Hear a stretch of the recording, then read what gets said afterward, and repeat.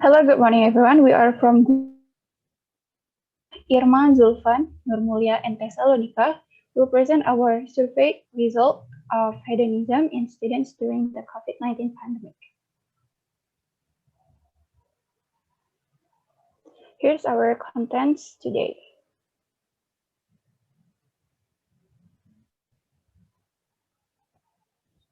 First, such question.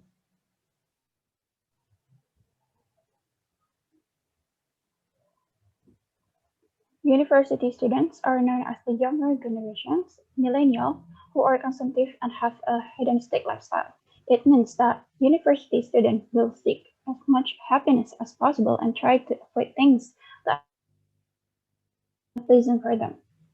However, the existence of the COVID-19 pandemic has changed their habits, daily routines, and of course their life. With the enactment of regulations regarding social distancing, it becomes difficult for people to carry out their activities. The lifestyle of students during this pandemic has changed, where students only spend time on important things, flexible quotas, not optimal online learning, minimal interaction with etc. Based on data from BPS, Badan Pusat Statistik, there was an increase of 42% in online shopping activities during the COVID-19 pandemic. In this survey, most of the respondents are millennial, and it also shows that as many as 45% of millennial generation women prefer to stay at home and do online shopping. There are several components that they spend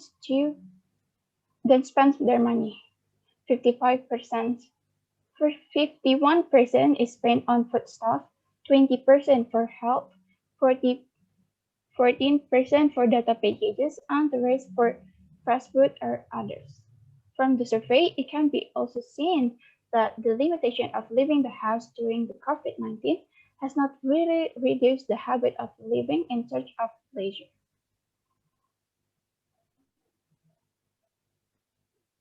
Hedonism can negatively impact if it is done by forcing oneself to achieve personal satisfaction and violate social norms. There is several negative that will students have, such as addiction to buy some things, make them spendthrift and then making a save for their future, and they will not realize that the health and financial prudence give long-term happiness at the expense of short-term discomfort.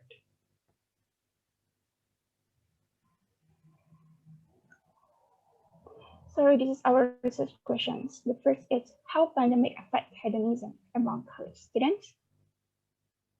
Do students have more negative impacts than the positive effects of hedonism? And the third question is what are the solutions to overcome the hedonistic lifestyle among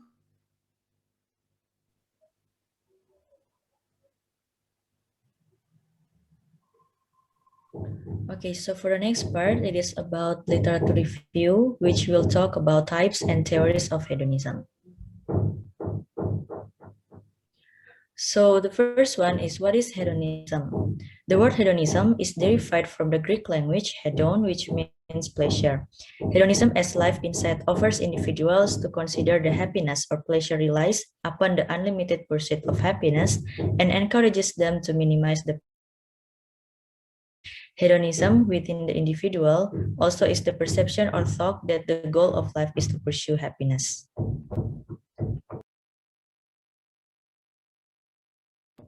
So this is the structure or the hierarchy of the types of hedonism. So hedonism is divided into two parts, which are psychological hedonism and ethical hedonism. And ethical hedonism is divided also into two parts, which are egoistic or individualistic and altruistic or universalistic. Gross or sensualistic and refined or rationalistic are categorized as egoistic or individualistic. Meanwhile, gross utilitarianism and refined are categorized as altruistic or universalistic. So this is the definition of psychological hedonism and ethical hedonism. The psychological hedonism is the view that humans are psychologically construct in such a way that people exclusively desire pleasure. The ethical hedonism is the view that humans' fundamental moral obligation is to maximize pleasure or happiness, and there is a delicate relation between pain and pleasure.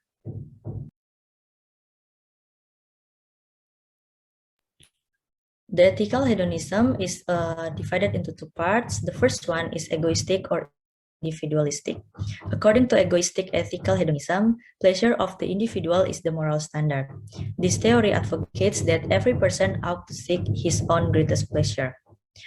The first one is gross egoistic ethical hedonism, which is found in the teaching of Aristippus, and he advocates that the only good of life is the individual's own pleasure. The second one is refined egoistic ethical hedonism, which is found in the teaching of Epicurus, and he advocates that reason is the proper guide.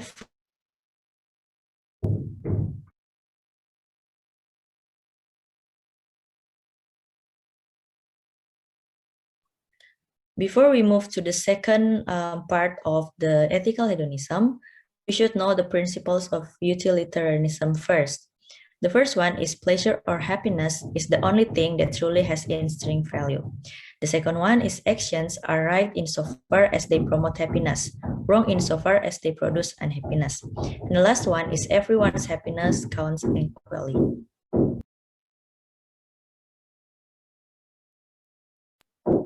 And the next part, it is about altruistic or universalistic. The creation of pleasure for all people is the best way to measure if an action is ethical. The first one is gross utilitarianism or Bentham's theory. This theory may be called gross or sensualistic since Bentham does not admit qualitative differences among pleasures. For him, anyone's pleasure is as good as another provided and they are equal in quantity. The second one is refined utilitarianism or Mill's theory. So this theory defined as the standard is not the individual's happiness, but happiness for all. This is the qualitative value and the ethics of utility. Mill admits that the happiness which forms the utilitarian standard of what is right in conduct is not the agent's own happiness, but that of all concerned.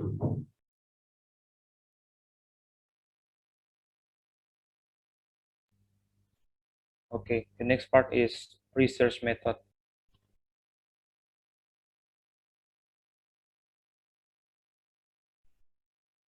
For the methods, we using positivist perspective approach. Therefore, to collect the data, we will use questionnaire. The respondent we targeting are students, college students in age 16 until 26 years old with expected minimum 35 respondents. And we use mixed data, both qualitative and quantitative. This is to assess the pandemic structural impact on student hedonistic habits and how their physiological state during the pandemic influence their decision in shopping or spend their money.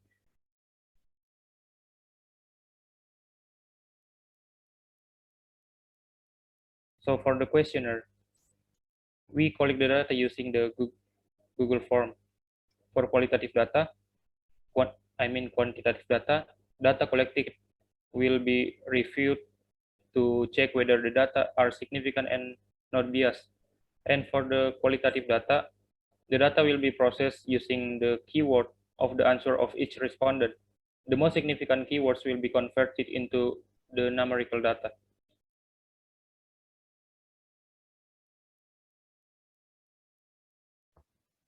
Hello everyone. So thank you for the opportunity. In this part, I will present our results or findings on this research topic.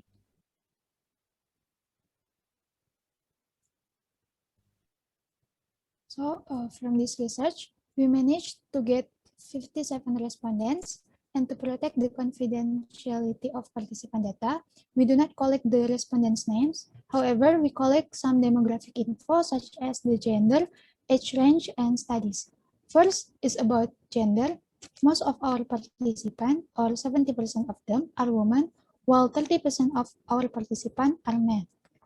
Second, most of the respondent comes from the age around 18 until 20 years old, and mainly is around 19 years old. Meanwhile, 12% of them are in the range of between 21 and 23 years old, and 7% of them are in the range of 25 until 28 years old. Thirdly, the respondents comes from different universities, so we do not spread our research or questionnaires only to our campus, Sampoerna University. Some of them come from the other universities such as Universitas Pamulang, Universitas Samratulangi Manado, Haluoleo University, Universitas Merdeka Malang, Universitas Katolik de la Salle Manado, and many other universities. And the next is about the allowance. So here we ask the respondents' allowance per month for comparing it with their expenditures of money. We give 4 scales to help them predict their allowance, and the range are from less than 500,000 rupiah, 500,000 rupiah until 1,500,000 rupiah, 1,500,000 rupiah until 3 million rupiah, 3 million until 5 million rupiah, and above 5 million rupiah. And in this research, we got the result that 33% of the respondents, or most of the participants, have an allowance of around the second scale, which is 500,000 until 1,500,000 rupiah per month.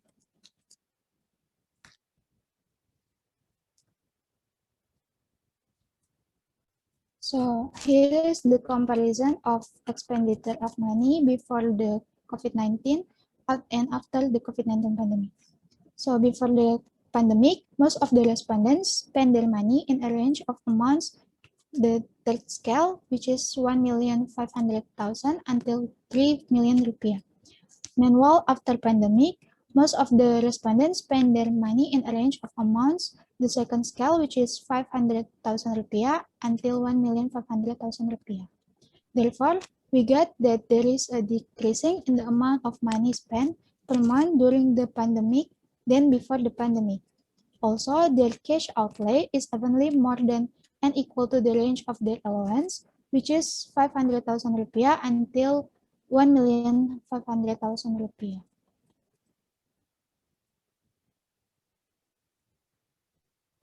So this is the Next second is the this is the second part. We asked our respondent to answer based on scale, which is electric scale. The first question is, the intensity of your shopping during the pandemic is higher than the period before the pandemic. Our result shows that there are most of our respondents disagree to this statement.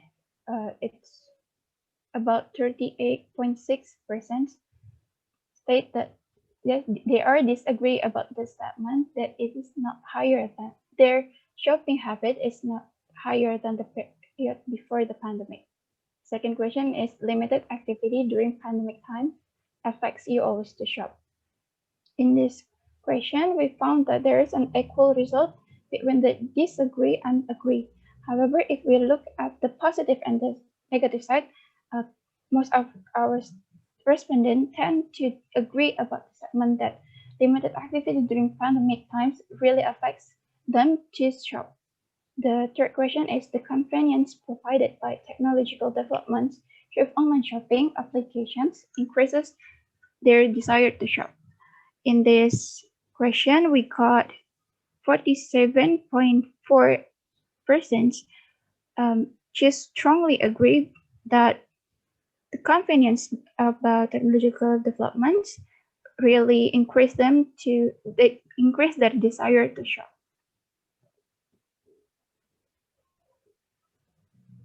Question number 4, you shop depending on your mood rather than planning.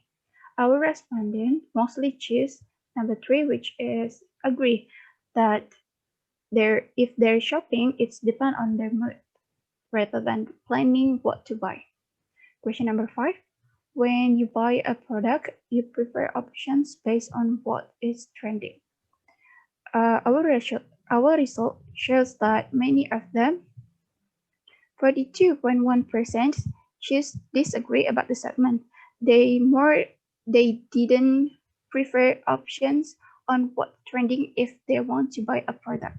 The last question is, as a student, you feel that the high intensity of shopping can affect our spend money.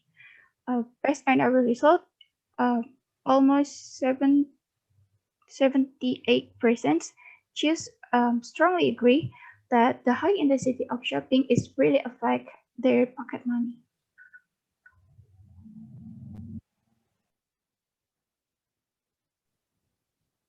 So the next is the part 3. In this part, we ask brief answer from the respondents with several qualitative data. We asked several questions, including the types of products that they bought and the impacts of hedonism that they felt. For the first question, we asked them to mention the types of products that they often buy to satisfy their self during the pandemic COVID-19. For example, skincare, online games, clothing, and food. And after this research, we found that most of them answered that they spend their money on daily needs, for example, for buying food, clothes, and skincare. Meanwhile, less of them felt that they spend their money for game, electronic needs, and others such as room decoration, music albums, application editing, and merchandise.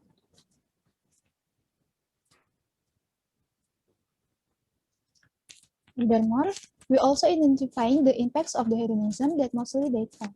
The most impact that the participants get from the hedonism is it is decreasing their money and makes them become extravagant. They also felt that they become unsuccessful in managing their finance, and besides that, 7% of them answered that they felt satisfied and pleased, while 5% said they felt confused. Also, 4% says hedonism makes their rate gain, meanwhile 7% revealed that there is no significant impact.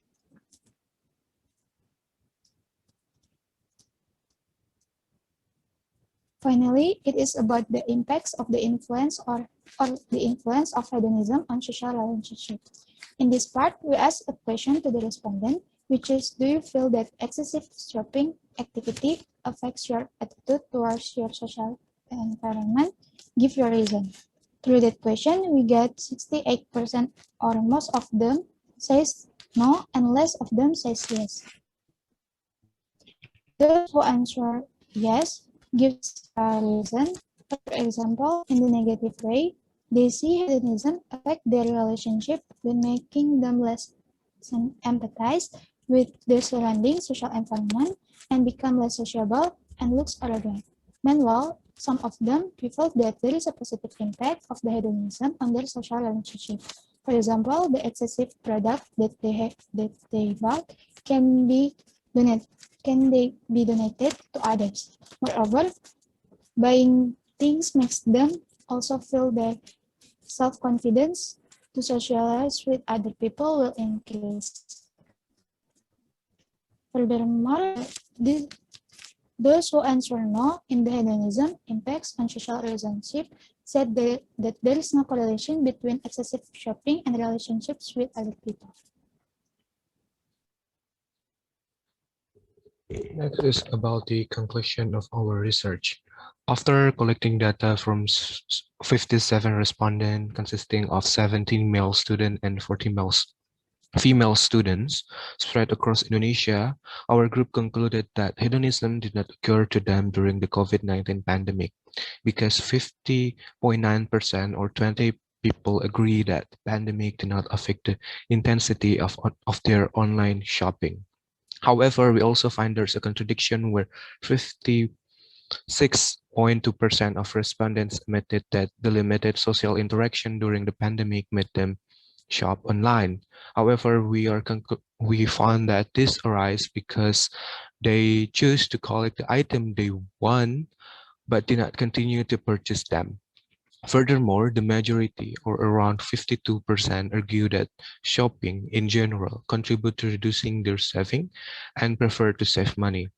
Moreover, based on the comparison of spending before during the pandemic, it is shown a significant decline. The total expenditure was less during the pandemic, which was around 500,000 until 1,500,000 compared to before the pandemic, which was around 1,500,000 to 3 million. Unfortunately, most our respondents admitted that they did not have a clear plan when shopping online, where 59.7% of them confirmed this. Moreover, the majority of the respondents admitted that they not prefer their transaction. They prefer to do their transaction on online shopping such as Shopee and GoFood. This is due to the convenience offered by the online shopping technology. We also find that the majority of the respondents spend their allowance on products such as clothing, or around 45% of them. Hence, those attitudes show a hedonistic tendency. We also collect a recommendation from our respondent to how to overcome this hedonistic lifestyle. First is about the money management. They argue that basic accounting will really help to determine whether someone is wasteful or not. And the second is do not buy seasonal product. They argue that classic items have a long surface life and can be used multiple times, so that your cost per use of goods you buy will be low and cheaper compared to buying a seasonal goods. The third is to have a clear plan. They argue that it helps someone to buy only the necessary good and to avoid unwanted expenditure. Shockingly, they're also recommended to uninstall any online shopping application on your mobile, since it can help someone not easily tempted by the discount so they can save money with this. Thank you. That's all of our presentation. Have a nice day.